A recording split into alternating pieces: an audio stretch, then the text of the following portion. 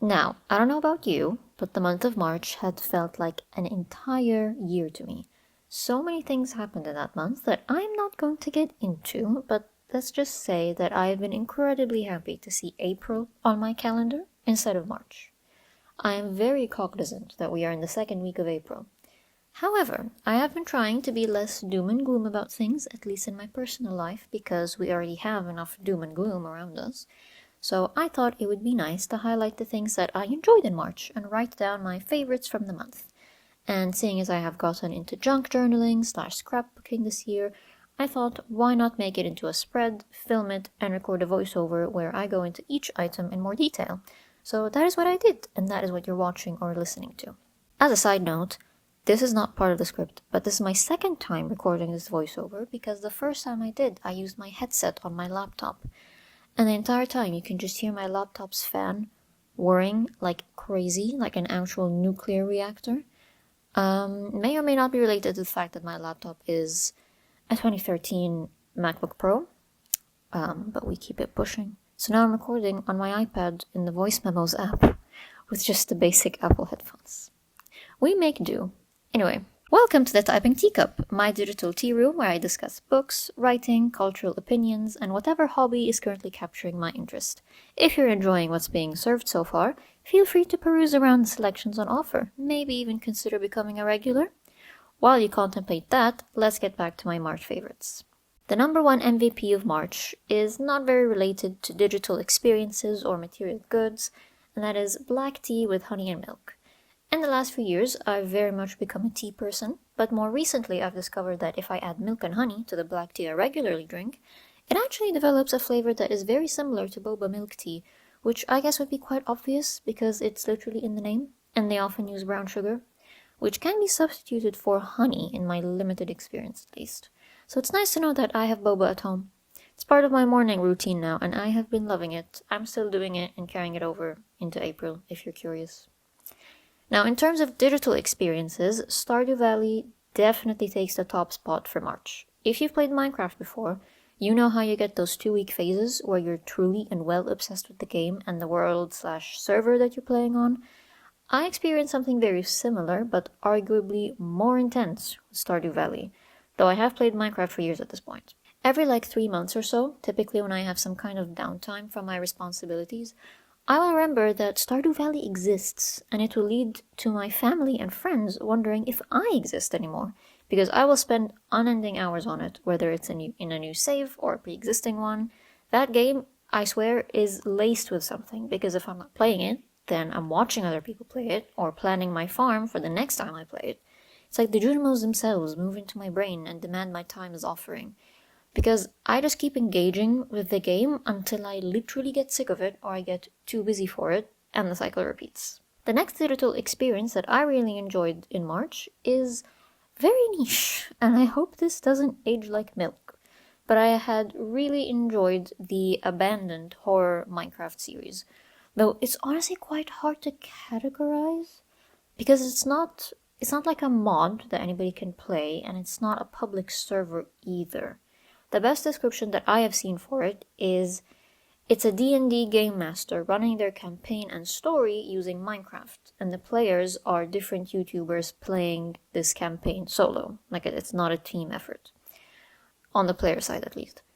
There's been a couple playthroughs on YouTube, and the information on lore is very scattered because it's mainly just one guy running it, so it's very independent creative project type of thing. But it's honestly been so interesting seeing how different creators approach the same sort of general storyline, because it's the same world, it's the same seed, but there's clearly different routes, and it's absolutely fascinating to see how the game master, essentially, responds to them.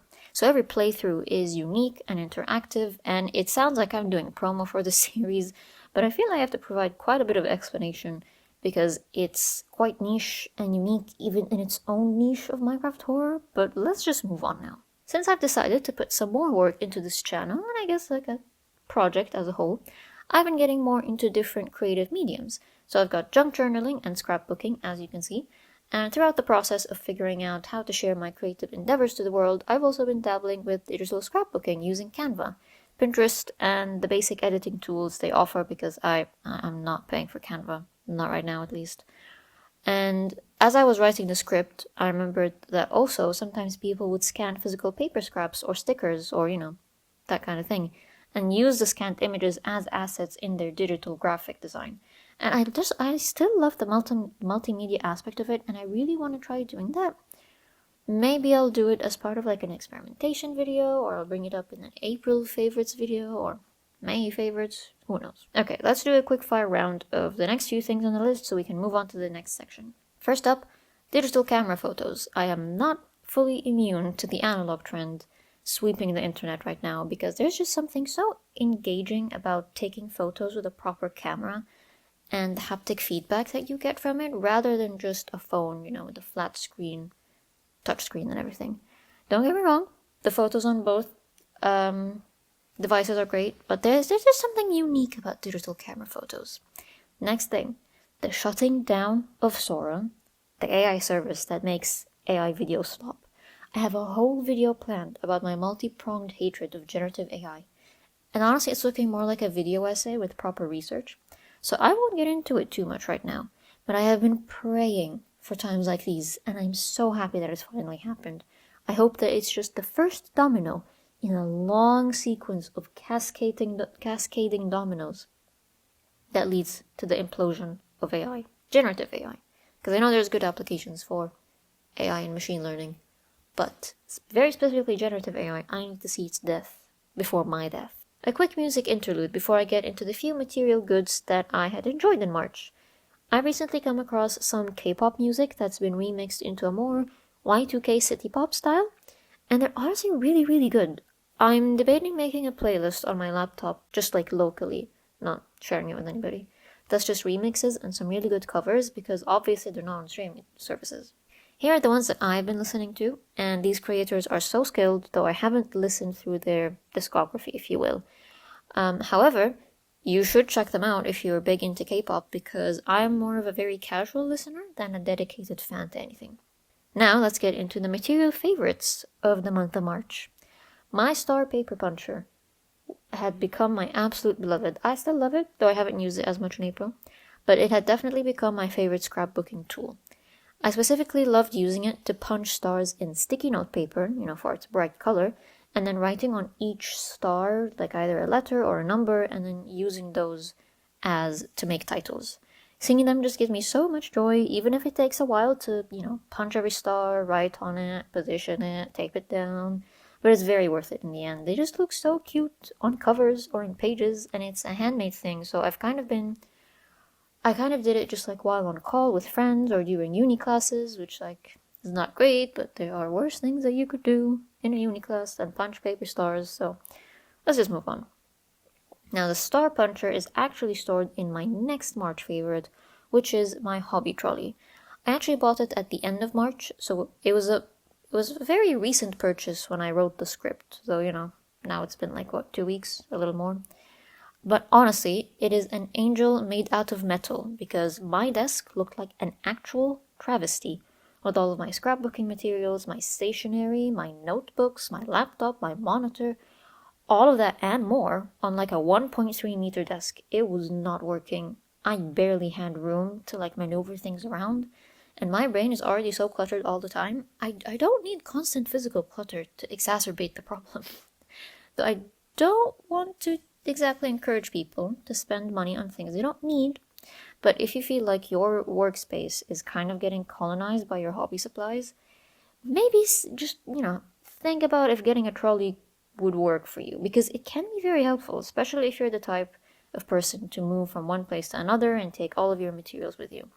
Last two items on this consumer goods list are the various plushies / soft keychains in my room, and especially the new addition to the family, my new stingray keychain. It's adorable, and I love everything that has to do with the ocean and the sea, so it's just absolutely perfect. And honestly, I did not think I had a lot of these guys, but taking stock of all of them and reorganizing them around my new cleared desk base and my hobby trolley, I've genuinely built up a bit of a collection. Maybe I'll make a journal spread about them one day, because I think it would look very cute and it would make for some nice B-roll footage, I'm not gonna lie. The other thing is the beauty of Joy-Son's Aqua Fresh sunscreen. Skincare is something I'm slowly incorporating into my life because I have some very stubborn pimple scars on my chin, and my chin is just generally kind of pimple prone, and I want to fix that. But I do also live in a very sunny and hot climate, so SPF is non-negotiable. Now I won't go too much in depth into this because, I mean, this is a very popular brand and a very popular sunscreen, but I've really enjoyed it because, sorry for the awkward cut there, my throat kind of gave out, but I really enjoyed that sunscreen because I have normal to combination skin, and that also means an oily T-zone for me. So most sunscreens and moisturizer just feel really thick on my face, and I just hate that sensation. But this sunscreen, because of its watery consistency, it quickly just absorbs into my skin and, doesn't leave me sticky. I feel like doesn't really make my T-zone too oily, so I really enjoyed using it, and I think it will definitely be a repurchase once I'm done. Promise this is not a weird sponsor, or I don't have an affiliate link for you. Just a random person talking about a sunscreen that they liked. Now on to the final section, which is really just two things that don't really fit into any of the categories that we've previously discussed very well. So I thought I'd put them together in like a miscellaneous section at the end, though that is not to demote their value at all. One of those things is a maroon and blue color palette. Doesn't matter what kind of blue. Dark blue, light blue. Just this variation of red and blue just looks so good to me right now. It's classy, but not overly formal. Still has a pop of color and some personality in it. Maybe I'm making this too deep, but I've just been loving that color scheme. I'm using it with everything, like my phone layout, the outfits I'm trying to build. I mean, the journal spread that you're seeing right now follows that color scheme, and it's lighter colors. And onto the last, but certainly not least March favorite, I have been and continue to be incredibly inspired by the many small and mid-sized YouTubers doing their own thing, being original and creative, and just being a breath of fresh air on the platform. And I say small to mid-size. In comparison to me, I am an atom, an ant, if you will. But these aren't like these aren't like super popular channels in their niches. I think some of them are starting to gain that popularity, and I am very happy for them. And these channels are, in no particular order: Pixel Yearn, Cute Games Club, Lily S, Create with Coco, and Mia's Digital Diary. All of these people kind of fall into the genre of creative projects and art, so if you've clicked on this video and are still here, chances are that you also really like these channels, so go and check them out. Who knows? They might become a favorite for you this month. And that brings us to the conclusion of my March favorites. If you have made it to the end of the video, then I would like to thank you very much for your time. I feel very honored. If you enjoyed it, feel free to leave a like or a comment, as any engagement will help the channel a lot. The typing teacup will always be open for digital wanderers, and I hope to see you again soon. Until next time.